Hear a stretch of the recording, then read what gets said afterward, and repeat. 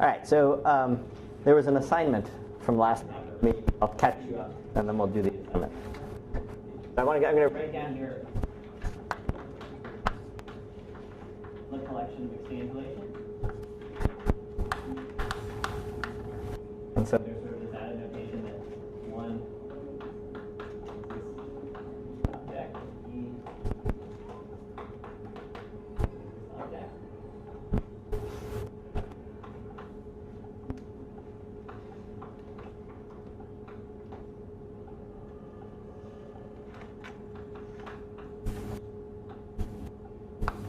And that a bar represents the adjoint.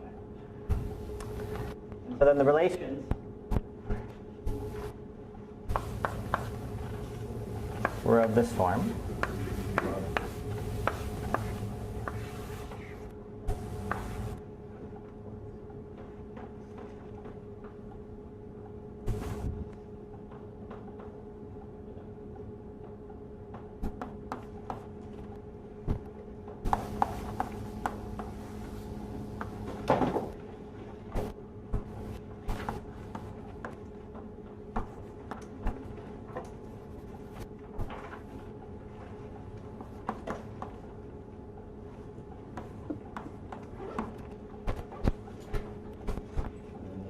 The more substantive one.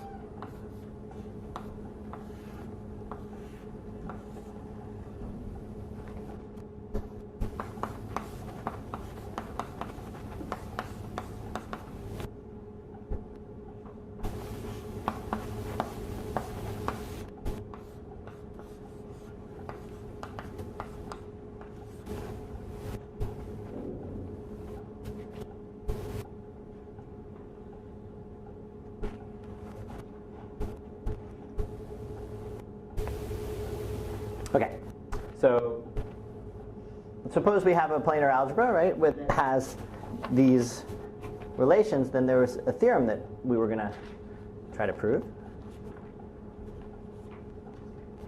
right, which was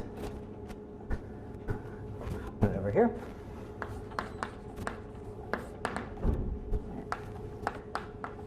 If PLR is an exchange relation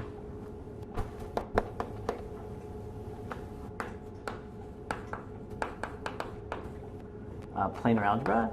So in the old sense, not in the sort of generic sense without the extra conditions put on to be coming from a subfactor, then the dimension of Pn of LR is finite.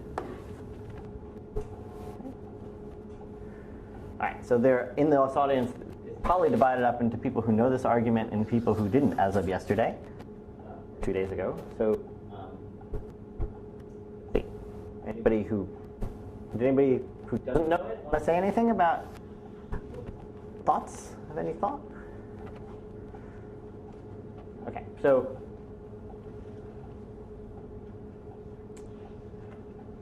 let's just sort of understand what the problem is. Right? The problem is if I want to show, let's say that P3 of LR is finite dimensional, right? I have all these three tangles that I can form. So I can form a big picture involving three tangles. Maybe I should choose one that actually. Oh. I'll draw one just that.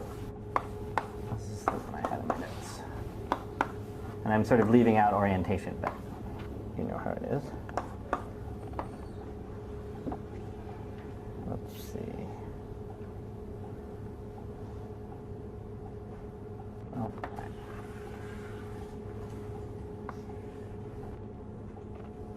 Okay, So this is an example of a three-tangle. We could put any of the labeling set. If PL of R is an exchange relation planar algebra, and I guess we need L equals L2, a finite set. Okay. So this is one example of a three-tangle, right? But I can stick boxes together, connect them up in all kinds of different ways. So you can see that, here's another example of a three-tangle, right? A very simple one.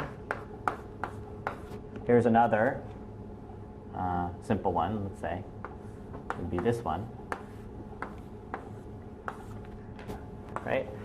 But I can also make much more complicated ones by adding many, many more boxes. And since I can keep on going and adding more and more boxes, I'm going to have some way of showing that some of these things correspond to linear spans of other ones. Otherwise, this algebra is not going to be finite dimensional. So that's the question. The question is, why is it that these relations are going to help me to reduce all kinds of pictures into other pictures, and so that there are only a finite number of different pictures to think about?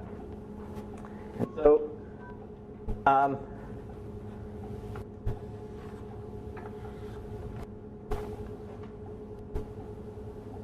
so the important concept here is the notion of,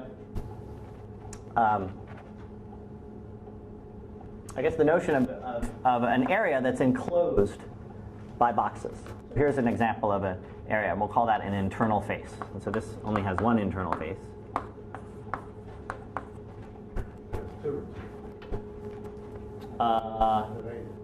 You mean this one? Yeah, I guess it has two internal faces. Sorry. Okay.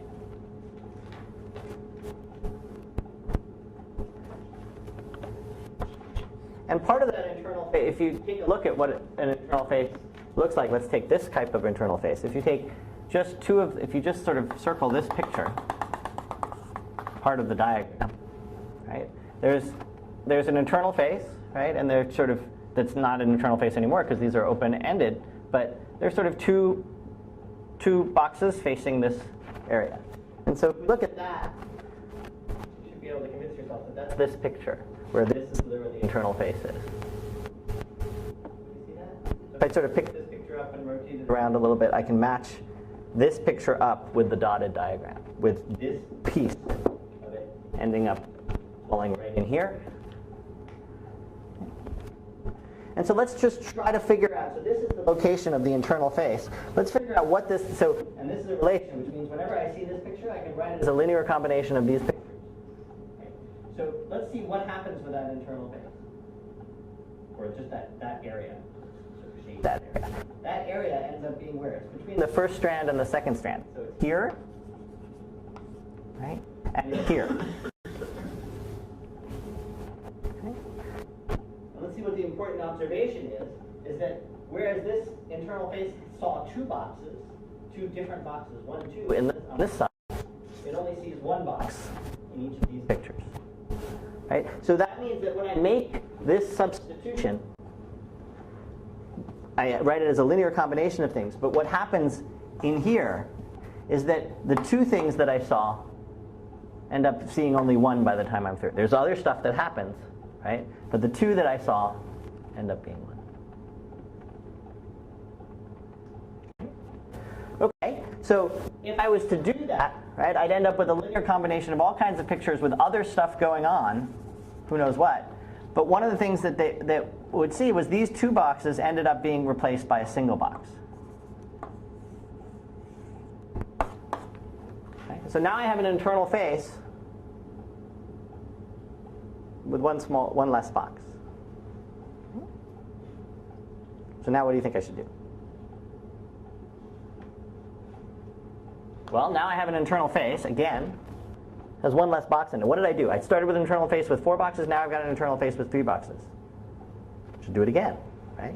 And now I'd look at maybe these two, go use this relation, and I'll end up with an internal box with I'll end up with a sum of a bunch of things. But now I'll have an internal face with only 2 boxes, which looks like this. Now I can do it again, right? In the sense that the following picture, this is a planar relation, right? So if I want to see a picture that has just an internal face with only two boxes, one way I can do it is by looping this to that. Right now it's an internal box with only two faces. And if I do that, if I loop that, this is a relation. Here's a tangle that I get from this relation that has part of it in it, which is looping off the bottom two. So I would loop here, and I would loop here. So I'd have a linear combination of these guys, right? Well, what does this have in it? It's got a box with a cap on it. Like that. So in fact, it's going to allow me to completely take away that box, right? And it's going to allow me to completely take away this box. And what have I done is I've sort of proceeded along, and I've removed, in the end, that internal face is gone. And you have to check that you don't introduce new faces while you're doing this process. But what it is that internal face is gone. So I can just proceed.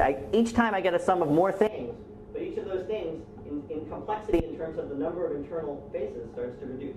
No, you could produce bigger faces. Not more faces. Not more faces. Yeah. The number of faces. After I've done this process to completely annihilate a face, I have one less face in the picture than I'd had before. Why don't you just argue on boxes rather than faces? So you take any face, just keep producing it, and then you eliminate the box, and you get down. Okay. That seems much more compelling. Yeah, that's right. Okay. Stupid other faces.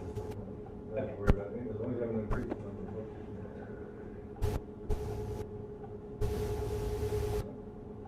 Yep. If there's even a simpler argument. And it doesn't matter which substitution you start first. No, because that's the statement of being a, the planar relations impose that there's an equivalence between them.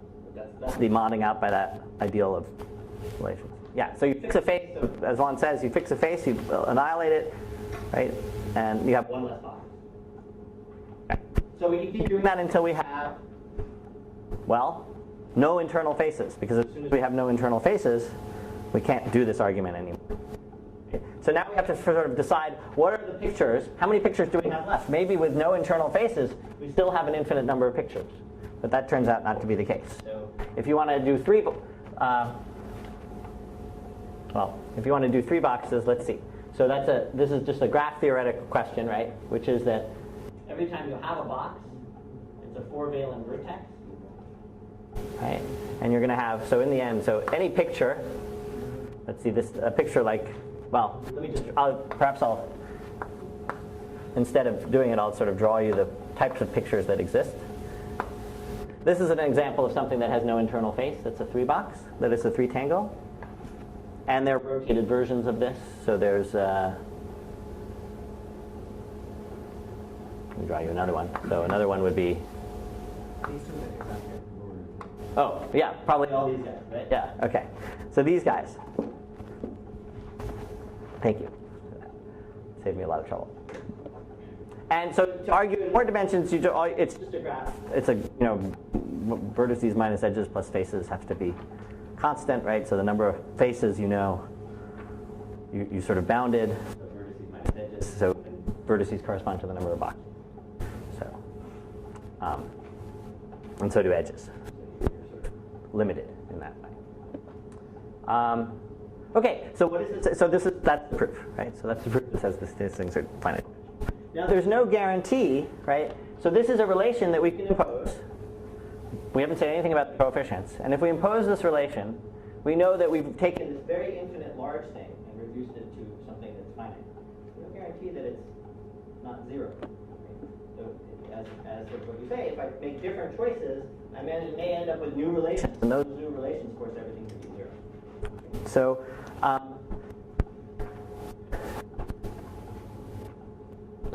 so there's a question out there, which is, do these things actually exist? And the answer is, in fact, that they do. And so let me give you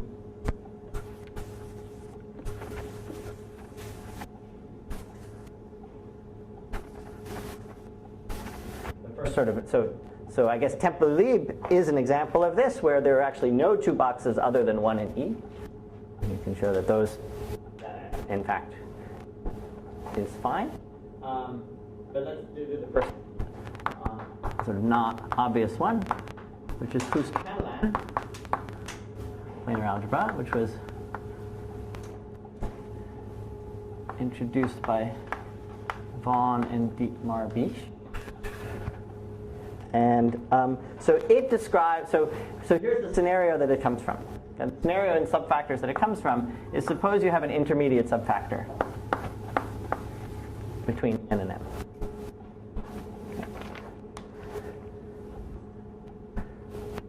So this intermediate subfactor, turns out the presence of this intermediate subfactor, there's a projection from m onto the, so if you look in L2 of m, there's the projection, so the basic construction has a projection from L2 of m to L2 of n, to the image of n sitting in L2 of n, closure of that image.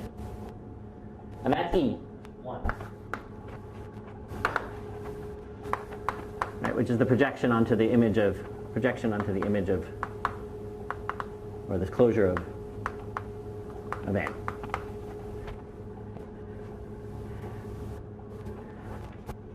But you're going to have another, if you have a P here, there's another projection, which is the projection onto the image of P.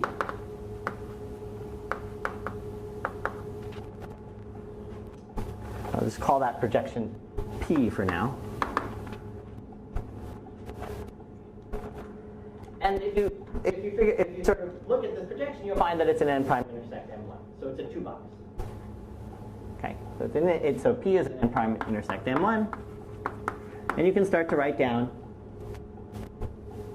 what the conditions are for P to correspond to an intermediate subfactor, and for an existence of a projection P that corresponds to an intermediate subfactor. And so P double one. I'm sorry? P is second line P. P? Yes. Is And there is P here also. one's capital P, one's a small p. Sorry. And they're supposed to correspond. They're meant to be the same letters. Corresponding to the same thing. Okay, so so there's sort of so there's a nice theory developed about what these P's look like, how, what completely characterizes them.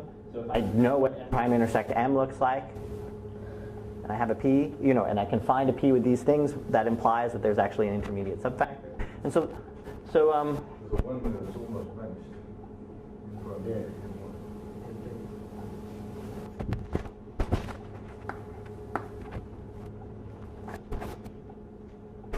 Okay, so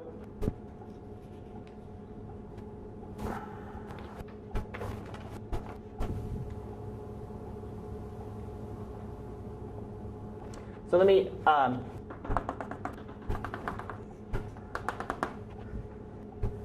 so as it was originally presented, it wasn't completely clear that it was an exchange relation subfactor.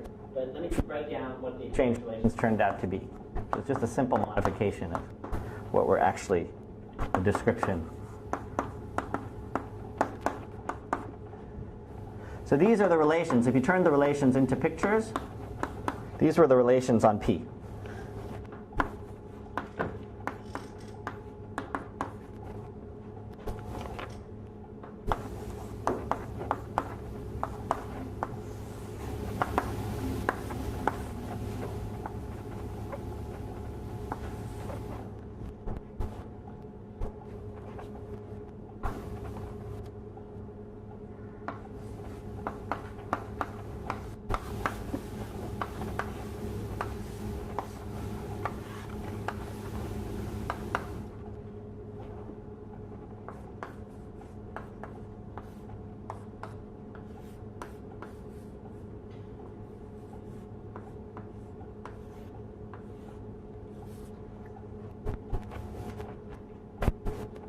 So this is the characterization of if you can find an object that has,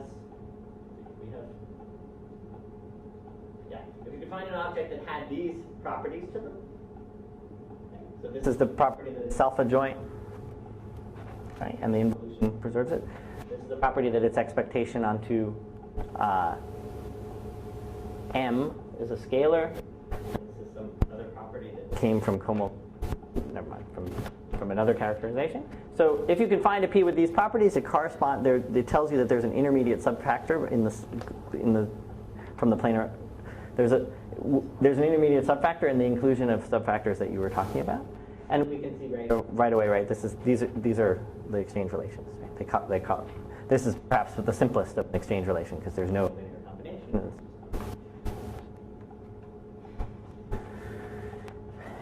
And I guess this is one point of view about the planar algebra, but there's another point of view in terms of a presentation of the planar algebra that's really quite pretty. And that's to think of the following situation, which is where the Fuchs-Catalan algebras came from, which was, so maybe I should contrast it with the Temperley-Lieb algebra. So let me remind you that the Temperley-Lieb planar algebra consisted of essentially boxes where, or tangles,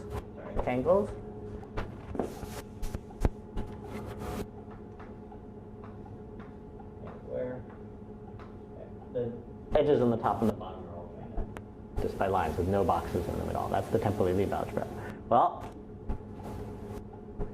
Fuchs-Catalan algebra, we can sort of start to say, here we allow each guy to be connected to its neighbor, right?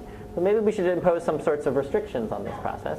And one way to sort of describe, one set of rules to make is to sort of label the endpoints in the following way.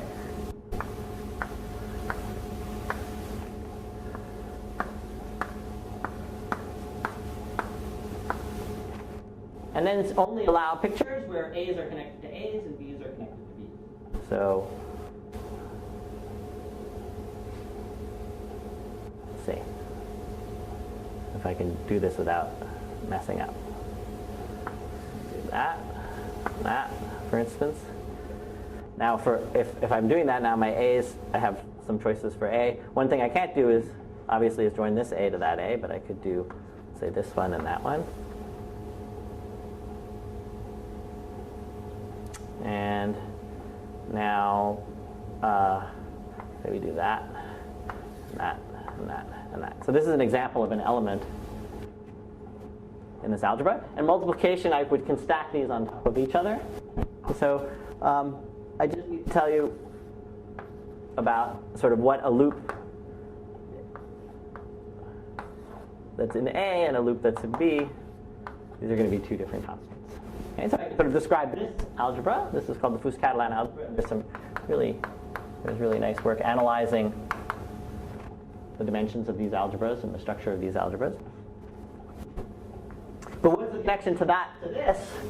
Well, let me tell you. The connection is the following. You take every strand in your planar algebra over here, and depending on its orientation, if it's oriented up, you split it into two strands, and you label the left one A and the right one B. You picture it as two strands. And so the only other thing I have to tell you is what P looks like in this picture. I tell you that P, right, so P now has, coming into it, we picture it as A, B, B, A, and coming out at the bottom is A, B, B, A. Because the upside down strand is BA. And so inside, I just have to tell you what looks like inside this picture. And inside this picture, there's only one guy that we haven't really actually covered yet, which is this one. And it's not actually this, but it's a multiple of this.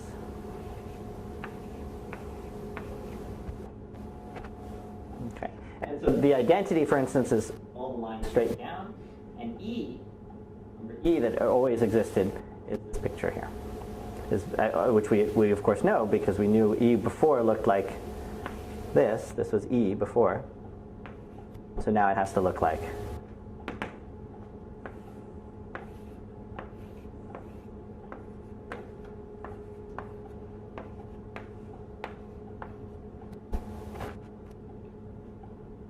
right. So if we're sort of trying, so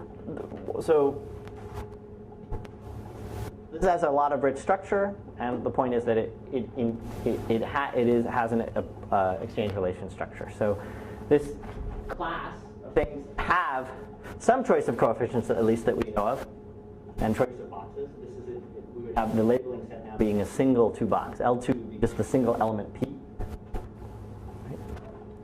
Right?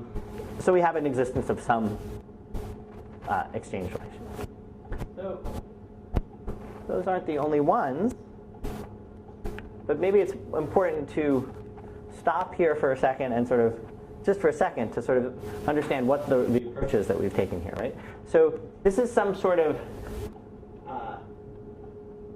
this approach of sort of designing these things and sort of analyzing them, and it's certainly that argument that sort of reduced the number of faces, or the number of boxes, was a skein theory kind of thing, right? It was a skein theory argument. And Ed Vaughan had 8 lectures, I don't know. I think he planned on saying something about sort of other versions of this that are really, really pretty and nice. But as an approach to sort of the study of planar algebras, and I think of studies of subfactors, and I think one could argue that this is really something that wouldn't have come out if you hadn't had pictorial points of view on these stuff, right? Is this skein theory type of approach and what it does. And are there? So who is it? Should I mention some? No, but there were these. You were telling me about these arguments involving bubbling up to the top and stuff like that, right? Oh, it's a Bigelow's jellyfish argument. Yeah. Yeah. So there's some nice. So whereas for a while, skein relation type arguments always talked about reducing numbers of boxes or reducing something. In Stephen Bigelow's argument, it's sort of really novel because it doesn't involve reducing; it involves sort of counting something else, which is sort of a distance between something and something else, and sort of has this. At least there's some notion of a jellyfish and things bubbling to the top. Is that accurate? Yeah. Okay. For now, in our wanderings, we're going to just sort of stay with exchange relation planar algebras, and again, going to put you to work a little bit, if I can.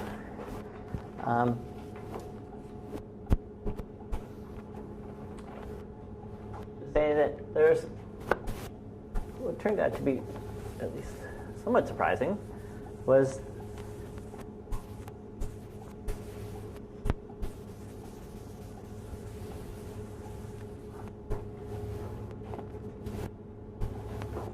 the theorem that said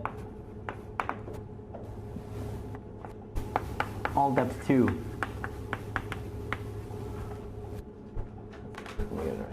irreducible subfactors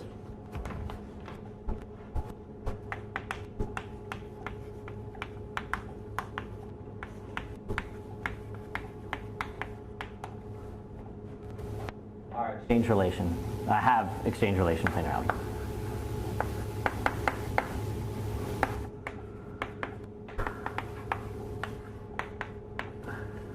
So I have to tell you what depth 2 means.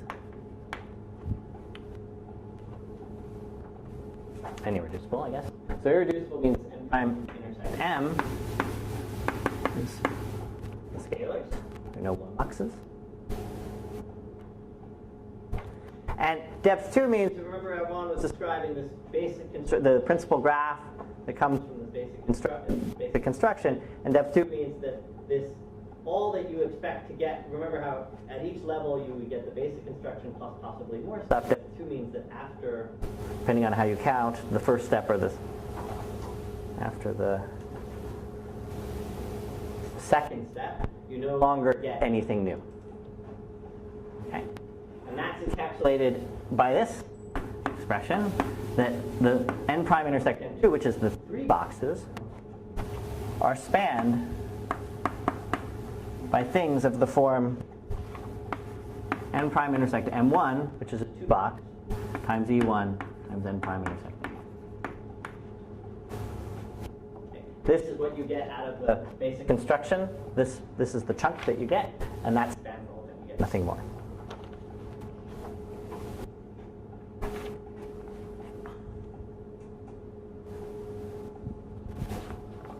Okay.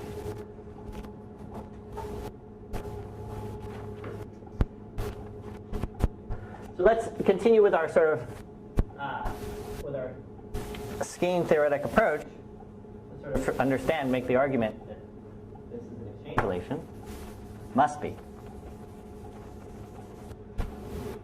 Okay, so we're in good shape because this condition implies there are no 1 boxes. So that's good because we need the label set to just be 2 boxes. Right?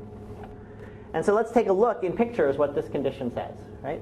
So this condition says that all 3 boxes are in the span of things of this form. So let's write down what things of this form are.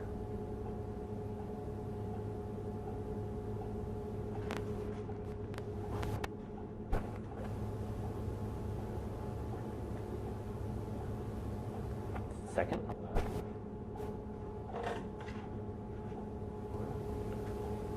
Have I labeled this E? I've labeled this E incorrectly. This should be the next E. That should be E2.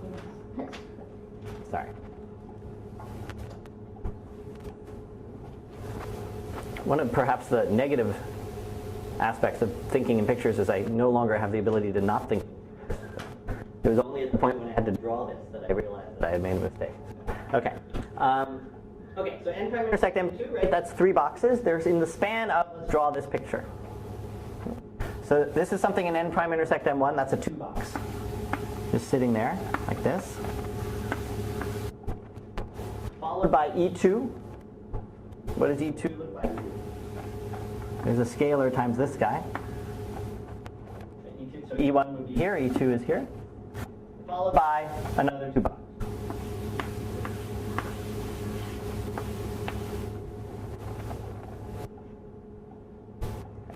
So the span of these pictures equals anything, right, with 3 things coming in and 3 things coming out. Right. In particular, in the span of that is, for instance, this 3 box.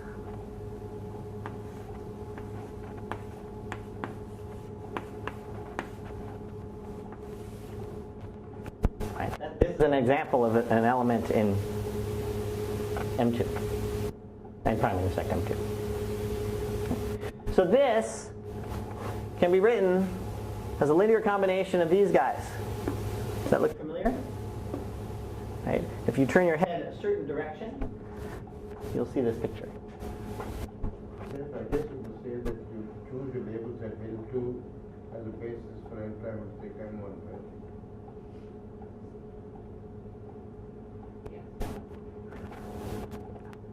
That's great. Because otherwise you might have an infinite number of labels.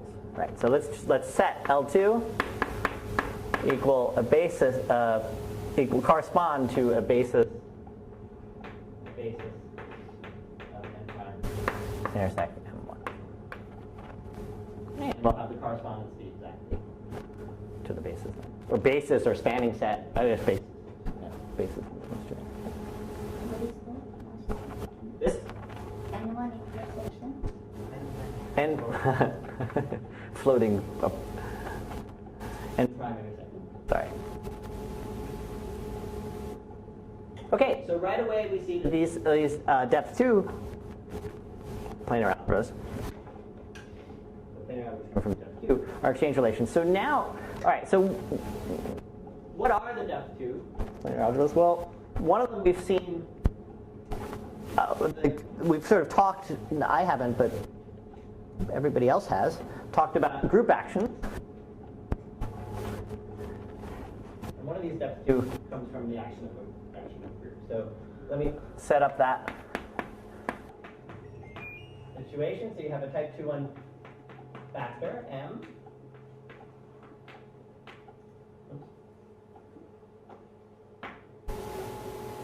And you think about, and suppose you also are given an outer action of a finite group G on it. And you have it implemented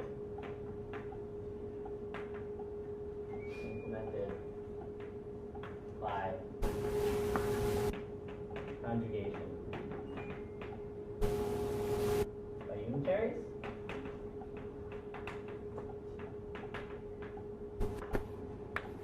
UG, G in the group.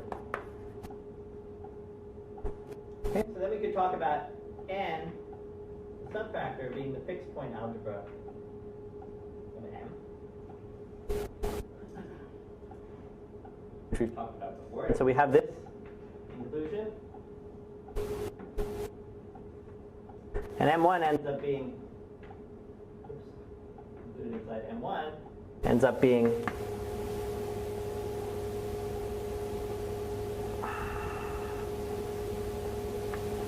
the von Neumann closure of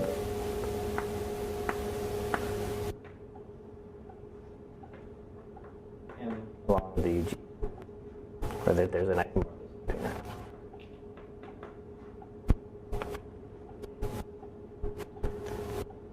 Okay, so and in particular, n prime intersect M are the scalars, n prime intersect M1. Just the unitaries that implement the group action.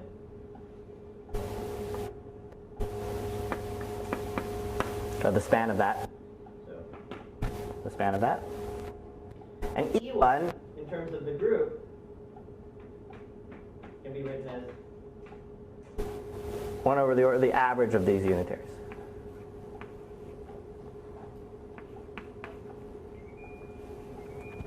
The implementation of averaging over the unitaries is going to create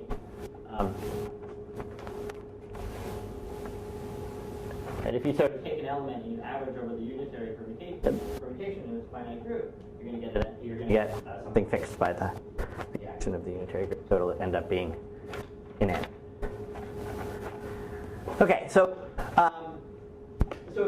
so that group action, if we want to think, we would like to understand that as the what's going on as a planar algebra. And so we know it's an exchange relation planar algebra, but we don't know what these coefficients are. We don't know, at the moment we don't know these things. So let's sort of put that all together and present it as some planar algebra.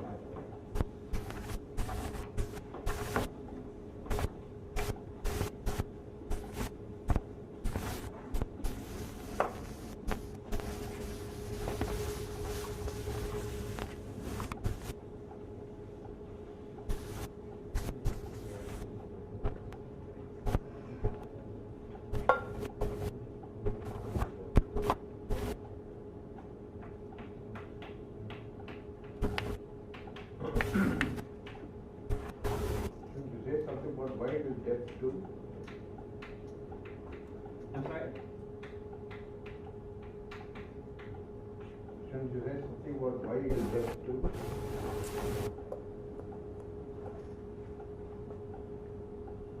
Probably.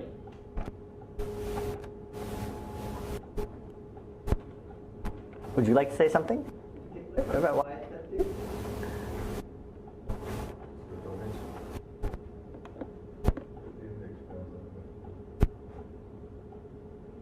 The only the one points out that the dimension, just by a dimension argument, the adjacency matrix has the index corresponding to the adjacency matrix of the norm corresponding to the number of group elements.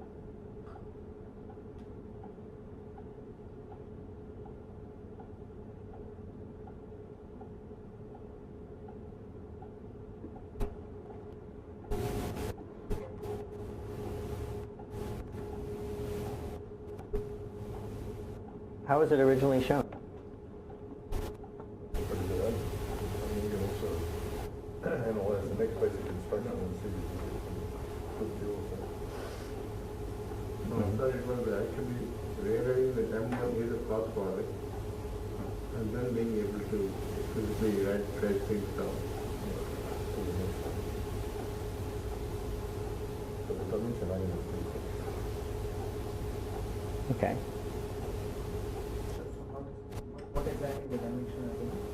So the principal graph, the norm squares over the index. Like that, so kind of growing the norm. So some sort of growth rate would be bigger than the index of the graph. Well, that is assuming you have the principal graph already. We should tell you step 2. Well, but I mean, if for the next basic construction you've got more, then So we can build exceed the principal graph up to here, right? So do one basic construction, then you've already got the matrix, and if you had anything more, it's normal to do. The strict inequality of drive convenience.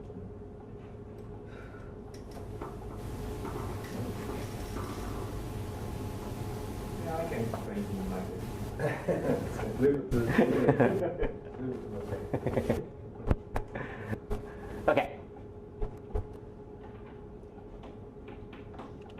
That's actually sort of a good way of living life. That leave it to myself. Leave it to myself.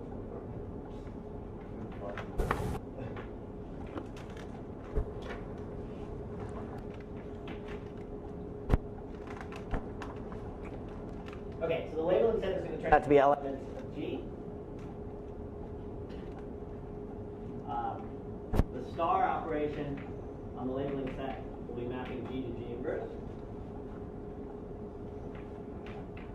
And then we get these relations. That the loop is going to be the scalar square root of G, the order of G. Again, the identity of the group will be what we called 1 before this. The adjoint, just because of this, let's use it. This picture is going to be the same as a G upside down. Inverse.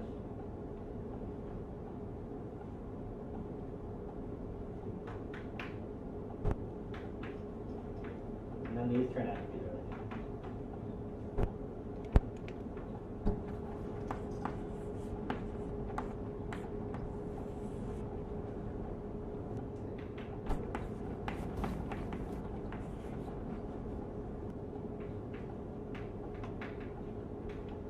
So if we loop off of G, which is to project it down to take its additional expectation, it'll be 0 unless G is the identity. In this case, it would be the 1 times.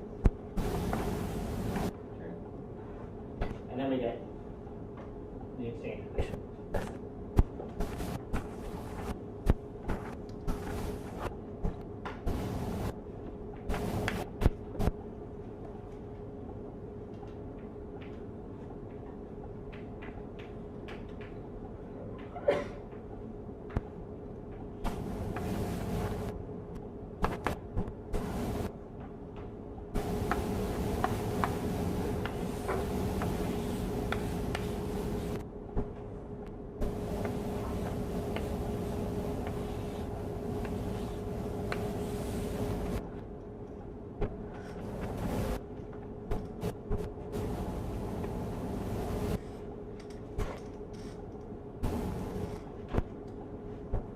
And then there's one final relation, which is sum of G, which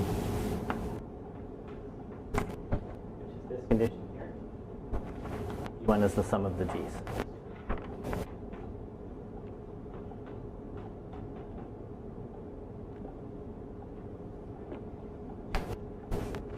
So here's the exchange relation. This combined with this row is the exchange relation. There's some added things here. And that's the presentation of the. So let's just take it for a minute. Let's take a look at this relation. And if you ever were to want to manipulate it and use it, let me try to point out what remains constant in this picture. If you consider, let's say, the shaded regions being these three, think of those as sort of rivers, and the G's as bridges. Right? And the point is that as you move from one picture to the next, if you start somewhere and float down the river and accumulate what you see as you go, that should stay the same. So for instance, if I float down this river this way, I just pick up a G. Okay? And in this picture I also pick up a G. On the other hand, if I float down the river this way, then turn, I pick up a G followed by an H, GH. And if I do that here, I pick up a GH. And finally, if I flow this way on the river, I pick up an H. And if I flow this way, I pick up a G, but I'm going in the opposite. I'm going against the current. G's upside down, so that's a G inverse. Right? If Give a G inverse times GH, which is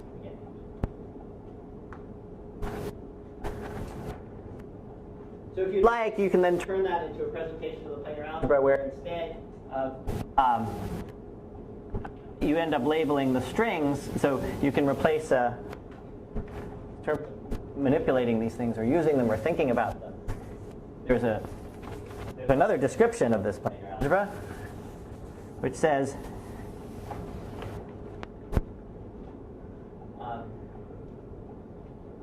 let's replace every time we see a G. Let's replace it with orientation. Let's replace it by the two strands. So let's put something on the strands, and what you put on the strands, I may have it backwards, but you put a G and you put a G inverse.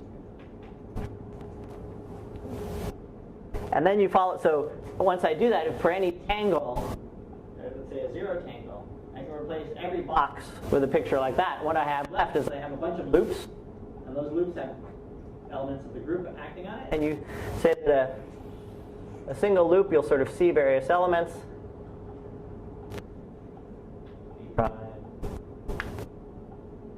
G, H, J, K, right? So you read off this word, and if that word is the identity, then you pick up a factor of order of G to the 1/2, and if that word is not the identity, it's 0. Makes the whole tangle 0. So that's an alternative description.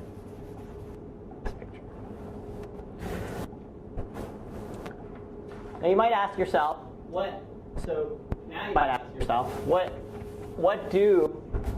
is there a nice presentation in this group structure, in this group planar algebra, of, for instance, of what does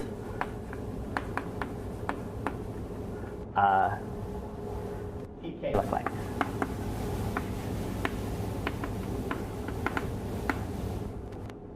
Okay. Turns out that you can, using this presentation, you can describe TK in the following way, as spanned by things of the form that look like this. Let's see. Make sure I write down the right ones. Maybe I didn't actually write them down. So let's see if I can figure this out.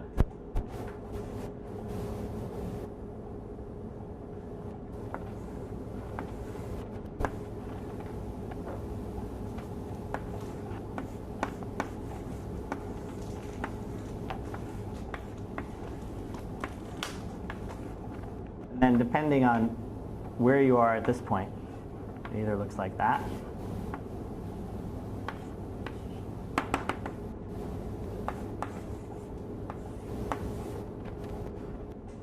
or it can look like if the number of guys is even out here, then you throw in another box like this.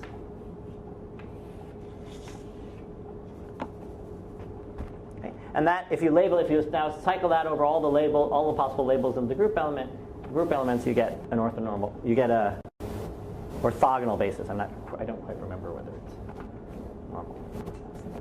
You can sort of see that if you glue two of them together,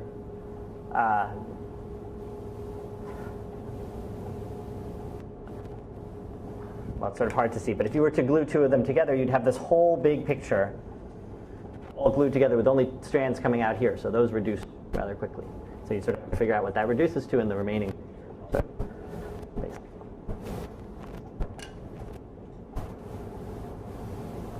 Okay.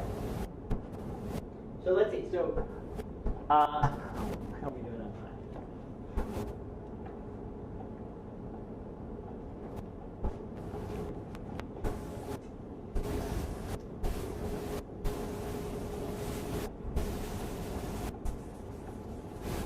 All right, so we've covered a few examples. So I guess maybe an additional thing to point out is that depth 2, so all depth 2 irreducible subfactors are exchange relations. I just showed you the one for the group case, right? So they're characterized, all depth 2, by being actions of a Hofstar algebra, and so they are the description of of the planar algebra gets a little more complicated, but not so bad. And that's work done by Sundar and Vijay and I. And here, let me just sort of, for those of you who don't, for who this is not a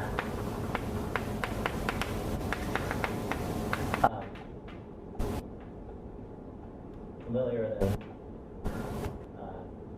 don't worry about it. But if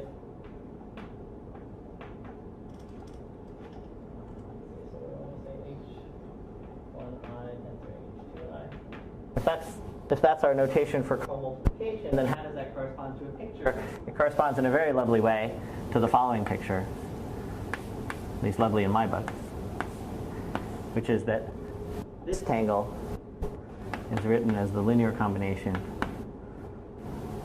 over I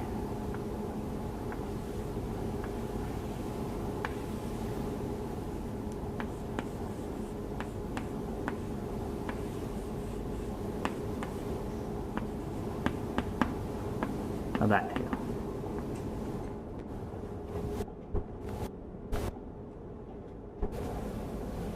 Okay, so that the co-multiplication of algebra ends up being, if I have a box like this, I can remove this one and replace it by two others. And you see right here, right, that if I was to now stick a G over here on both of these, if I actually stick a G, what do I have left?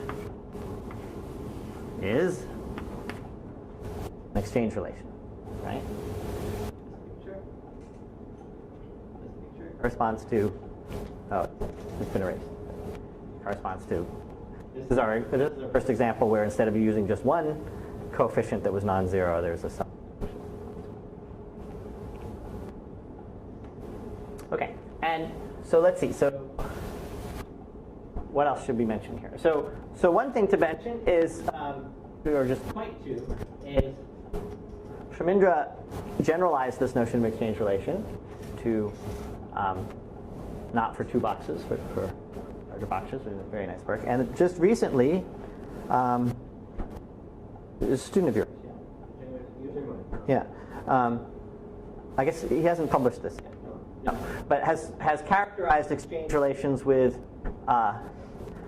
the dimension of n prime intersect, and with dimension of n prime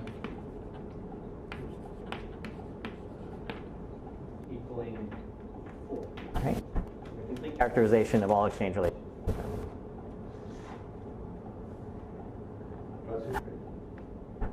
Describe, yeah, classified. Subfactor inclusion. And I think if I understood those notes correctly, so here's a I think an open question, which is the exchange relation has there was a linear combination of two different types of boxes, right? So this picture, I've forgotten which way I drew them originally, but this picture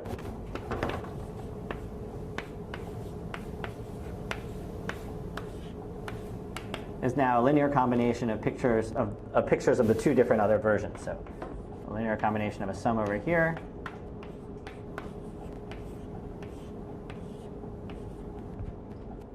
plus the third kind, which is this one.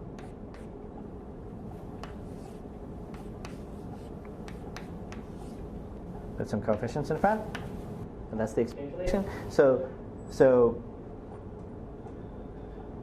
the Fuchs-Catalan had only one coefficient being non-zero, right? As did the group. And in the Hopf case, it has a bunch of coefficients not being zero, but only in one of these two places. So as far as we know, as far as I know, there's no example of an exchange relation planar algebra that we know of where it's necessary to put in non-zero coefficients. And it's conceivable that such a thing is ruled out for some reason, but I've never been able to see a good reason for that.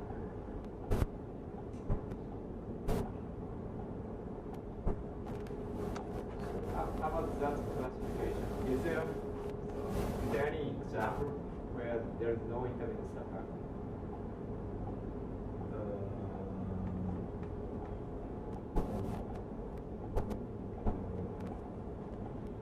Don't think so. Again. It was free product things, right? Free So- product. yeah, so- There is always a free product. I mean, there was one tip something on it. I think it was also. Well, No, there was some groups involved. No, I think that's right. I think there's always an Such a thing is quite rare, I guess. In the case of the fixed point algebra, it corresponds to the simple group. Yeah. It's like a little prime. No, it's not even simple group. So No, yeah, just cyclic. Cyclic prime prime. order, yeah.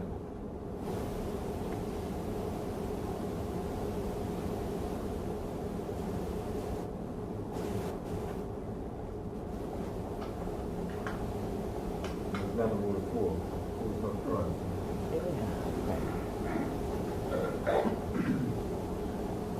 Five. So, for 5. the mix of infinite second one is 5, and there's one 5. Which is the maximum. Well, there's an example of something that doesn't have a, right. That doesn't have an intermediate subvector. Okay. Is that clock accurate? Okay. So we have a choice now. What I'd prefer to do is move on to quantum stuff. We could spend a little more time on exchange relation planar algebras, but let's not, unless somebody has a serious objection to that. Okay.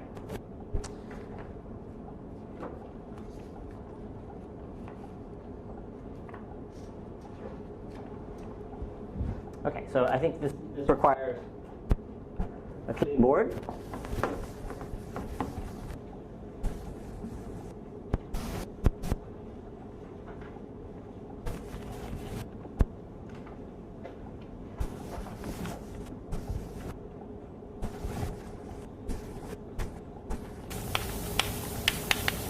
The speed introduction. So let me sort of remind you of sort of where we started and why we're heading in this direction. Okay, so we started with this idea that these, as a way for revealing insight and for doing computation, the sort of pictures are important. And so we started with the notion of tensor networks, which we'll come back to in quantum computation. We've moved on to planar algebras, where we can solve them sitting there. So now we're going to sort of go back to, or we're going to move to a sort of different setup. So let me sort of tell you what this setup is, because it's a sort of, at least for me, okay, so quantum computation. What's the basic idea here? Well, the basic idea is the following. So if you think of a scale that you weigh yourself on, right? So you can think of that as some sort of computational device, I'd right? like to think of those. Okay, all right, sorry. Okay, if you think of a balance, better? Okay. Your balance is a computational device where you have maybe some weights on the one side and you're trying to weigh something else, right? So, is that okay? If you think about so this is a device. It's some sort of thing. It computes something. It computes the weight, or allows you to calculate the weight. And what does it rely on? Right? What it relies on is the physical principle of gravity. Right? And the notion that, at least in a balance case, gravity is going to act the same with the same force on the left and the right, right? And so that I can sort of do this kind of thing, or in the case of a scale, that gravity over here and gravity somewhere else is the same. Right? So it's sort of this physical principle of gravity. And if you think of the old style non-electric cash registers, for instance, right? The ones where you had to sort of do that too, maybe sort of type things in and you do that. So that's a computational device, does addition and some sort of multiplication perfectly well. And what's going on there? Well, somehow inside that thing magically is a bunch of cogs that are moving around every time you press something. But what it's relying on in terms of physical principles is it's relying on mechanics, right? If I move this cog in some direction, it's going to push this other cog, and every time I do that, the same thing is going to happen, right? So something's going to move to something else. And once I understand how those things move around, it's sort of very intuitive. And once I understand those, then I can start to try to think of something that does something interesting and use those principles for computing. If you think of, modern day computers, at their core, if you just look at what they are, they run on electricity and magnetism, right? So what's going on a circuit board is that that electricity is being routed around using the principles of electricity and magnetism, and people have been very cleverly figured out a transistor and how to sort of do that, which implements a gate, and then sort of to design these things to put them together. But what you've got in the end is a computation based on the physical principles of electricity and magnetism. And mechanics in the sense that there are various other things, but at the core is electricity and magnetism. So,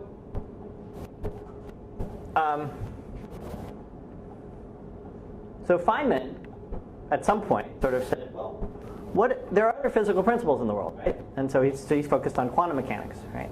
So quantum mechanics describe how we believe that quantum mechanics describes how tiny particles interact, right? So there are these tiny interactions that aren't covered by these other physical principles.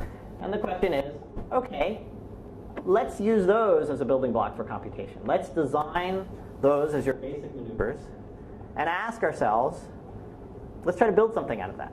So you can sort of ask the question, can I physically control these interactions in a way that makes sense? But so that's the kind of akin to saying, can I build a circuit board?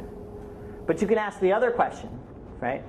Which is, suppose I could, what would it be good for?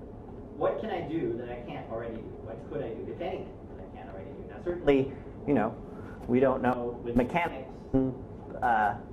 It's pretty hard to imagine that using gravity and mechanics you could reproduce what a computer does, right, without electricity and magnetism. So the idea of quantum computation, right, or sort of this whole field, is focused on, if you start with the idea that quantum mechanics is what you can do, and that let's just hypothesize that we can control those interactions, then what is it good for? What can we make it good for? What can we do? So once you take that point of view, right, so what we need to do, if you want to sort of ask that, or a helpful thing to do, is to sort of abstract away all of quantum mechanics and just sort of end up with a set of rules, just like that you do with electricity and magnetism. You just end up with and OR gates, and you sort of say start to go, or a Turing machine, however you want to sort of say what it is that you want to do. You can sort of describe the basic idea of what your computational device is, and then sort of ask what kinds of questions can it answer. So here I have how do you have any idea that you couldn't use quantum mechanics in a completely different, maybe more clever way to come up with some things not based on these gates?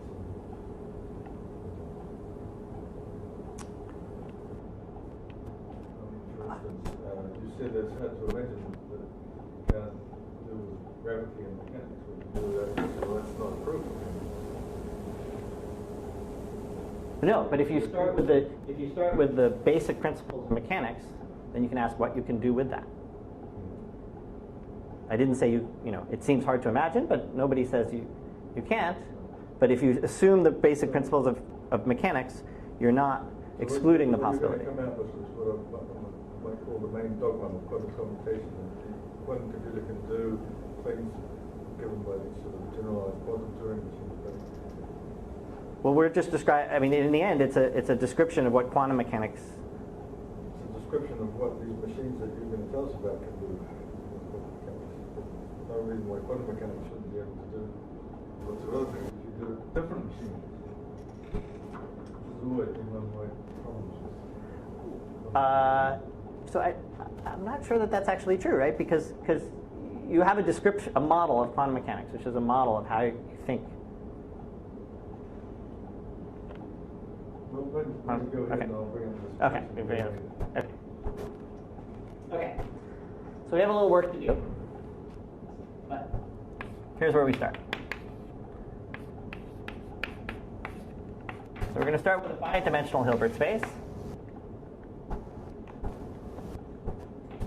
These are the ingredients that go into it.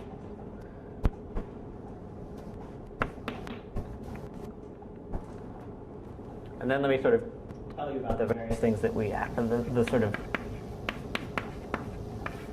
there are things that are called states, which what we mean by states is unit vectors and the tensor product of any copy state.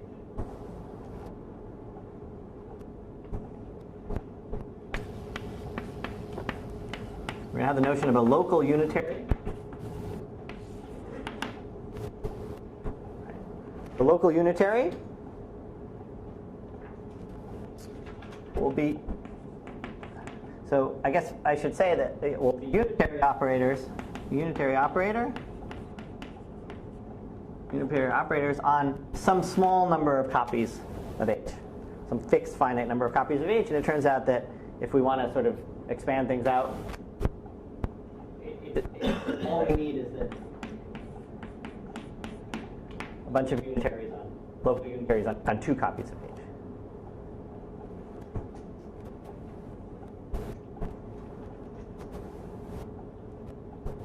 Okay.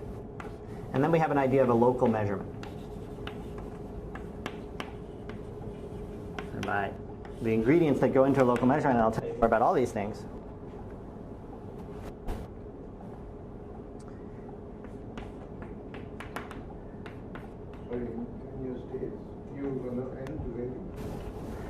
So, or you fix them and then. Yeah. So I guess in terms of just sort of nomenclature, states will be considered to be norm 1 vectors, and there'll be some Hilbert space lying around of some number of copies of H. Once we sort of start to talk about particular things we're going to fix.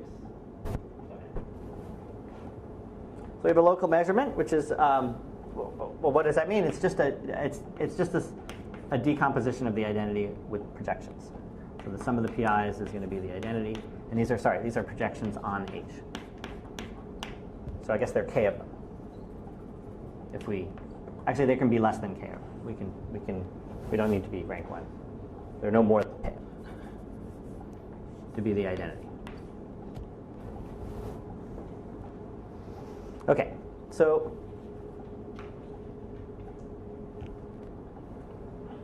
now I'm going to raise Vaughan's ire by sort of describing a model for a quantum computer or a quantum computational device. So now we are going to fix, well, first we're going to fix a basis. We're going to fix a basis for H. So let's call that basis, let's say, E0. Okay.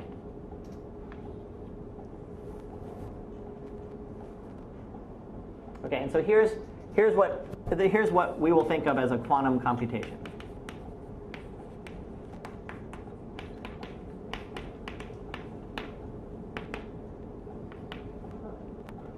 E0 to K minus 1.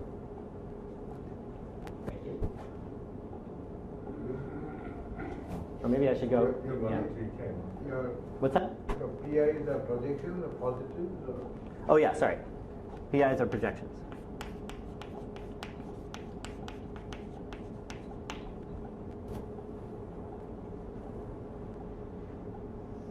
Okay, so we're going to start with E0 tensor E0. So we're going to fix an n.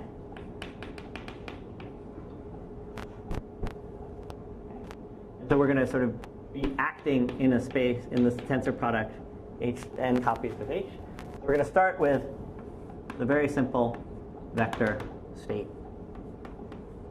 E0, tensored with itself a whole bunch of times.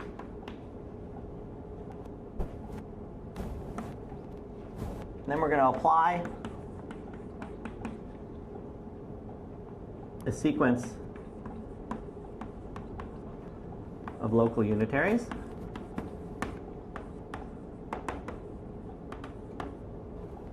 Let's say U1, U2, U3. So let's see what I mean by that, right? So local unitaries are unitaries in this case that are acting on 2 copies of H.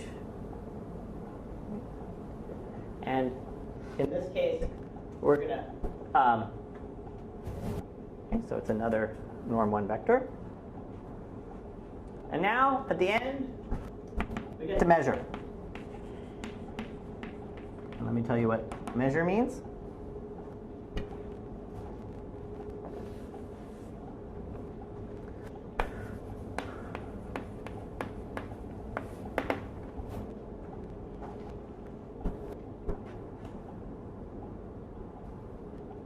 Okay. So you're going to measure with respect, so in your measurement, you have sitting around P1 through PL. And it's on, these are projections on some H, so we're going to sort of, it's going to be projections on one of these copies. And just for convenience, just think about it as to be the first copy, but we don't have to. And when you measure, here's the information you get out. Okay. The output of the measurement is one of these numbers, 1 through L, is a number, an integer, 1 through L. Okay. You get a second thing, which is a normalized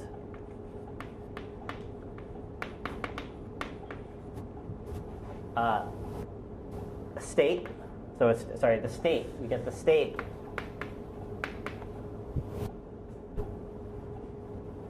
So if the number was I, you get the normalized state PIW over the norm of PIW. So these are the things that you come out. You get that, and you get this with probability.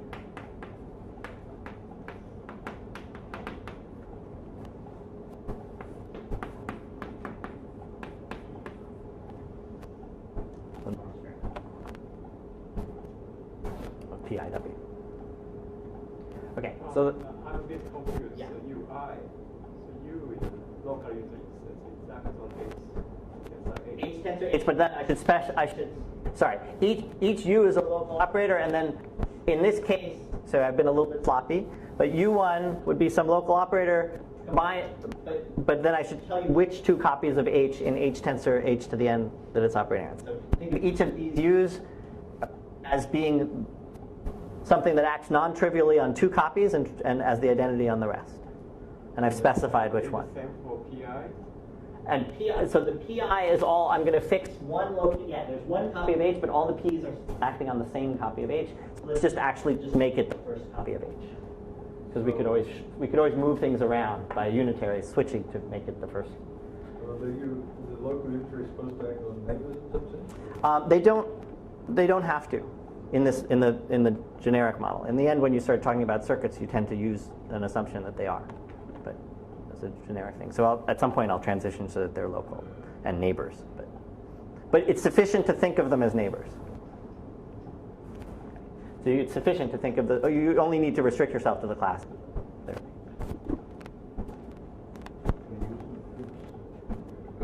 Yeah. So a unitary flip can do that, right? So you know that's. Right. If you wanted to act on 2 ones that were far away, right, you'd sort of move. You could take this one, flip. You just use the unitary that flips them to get it close, act on the unitary, and then move it back around if you wanted to sort of do everything locally. But at a cost. That would be a cost. At a cost, which is important. Okay. Okay, so let me stress. So let's sort of go back over this again, okay? Because this is all new stuff. It's rather confusing. But you start, yeah. Sorry, I didn't quite. What do you say? A number 1 to P? Yeah, 1 to L. So when you do a measurement, or when you measure according to a set of projections that add up to the identity, and that's just an action that you do. Okay? And the outcome of that action is one of L different vectors, these guys, along with knowledge of which I, it was, just this. And this happens when you say measure. It's like flipping a kind of probabilistic, it's a probabilistic event. It'll happen, the ith measurement will happen with probability proportional to the norm. So proportional to the norm squared, so the amount of the vector in the direction of that subspace corresponding to pi. Right, so W, right, splits up into, we can decompose W as pieces sitting in each of these, the ranges of each of these projections. Right? They're orthogonal pieces. The sum of the squares of their norms in each of those pieces is 1. And you get the output of one of those pieces with probability proportional to the squared. Okay, so here's the important thing to understand, which is in this model, you do not get to ask arbitrary questions about W. Okay? I don't know W at all. W is in the background. I don't know it. The only thing that I can know about W is by a result of a measurement. So let me sort of make that clear. You can't look at W in the normal sense of the word. I can't get you can't sort of know the coefficients that W things, you can't expand it in a basis, you can't do any of that stuff. The only thing that you can do is anything that you can do structured in terms of a measurement.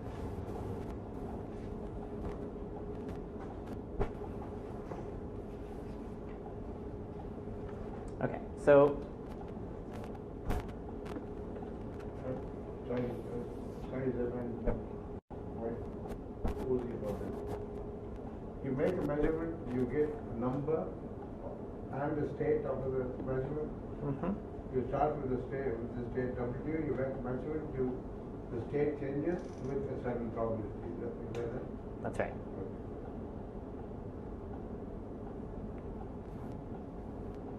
All right. So I guess I'm gonna I'll sort of restart next time, but let me just sort of say, so now with this what is it that we're sort of now asking ourselves? What we're asking ourselves is,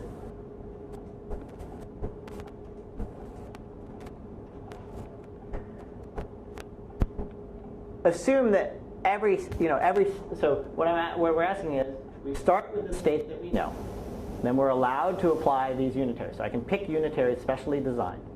And in the end, I can do this for some amount of time, counting some number of steps. And then eventually I do a measurement and I get out some information. So the question is, can this be used, by choice of my unitaries and my measurement, can this be used to answer interesting questions? So the first thing to say is that, and so what is it that, how are we going to sort of, in what sense, so there's something about number of steps that we have to sort of talk about. And the number of steps is just going to be the number of unitaries that you have to use. And so I can talk about a polynomial time type algorithm, which would be something that I'm allowed to use the number of unitaries that are polynomial in n. So I can ask the restricted question, which is, what kinds of problems can I solve that depend on n, but that in polynomial with a polynomial number of unitaries, and then a measurement, I can do something interesting. In the same way that you can ask that question for a classical computer, right? You can say, what kinds of problems classically on a regular computer can I take a polynomial number of steps or polynomial time to solve? So that's the basic form, sort of framework for quantum computation, for quantum algorithms. And I guess the first thing that isn't totally apparent is that you can do anything at all. But it turns out that you can prove quite easily, and we'll sort of set it up. Maybe we won't do it, or we'll just gloss over it. Is you can do everything well, I guess I can say a few words, but you can do anything a classical computer can do, you can do. And so the reason that is you can think of you can just restrict your unitaries to only ones that sort of operate, that do very basic things like keep everything basis states. right? So you can think of E0s, this tensor product of E0s as just the bit string all zeros. And if I restrict my unitaries to just ones that do things like flip bits from 0 to 1 or add bits or do anything like that, which will map my bits to I think of these as bits, I can map them to other bits. That's a set of a very restrictive class of unitaries, and that's just going to model what a classical computer does. So anyway, so that's the setup. Right? Now, okay, it's a little bit intimidating, but don't panic, right? Because what we're going to do probably the next thing is to see that what quantum computation is it's just an evaluation of a tensor network. Okay? So it's just an approximate, it's actually, to say it better, it's just the approximation of a tensor network. And so if you want to design quantum algorithms, you don't have to understand any of this, right? All you have to do is sort of start looking at tensor networks and designing tensor networks that solve it, whose answer gives you something interesting that you want to know, and making sure that the way you've done it, the level of approximation you're getting is reasonable for being able to answer some question that you want to know. So a lot of the focus of the next few days will be on that, but it'll also be on once you take that point of view and you see quantum computation in terms of tensor networks, we'll sort of wander through the other kinds of realizations that are not apparent if you were to they're sort of much more apparent in this particular thing.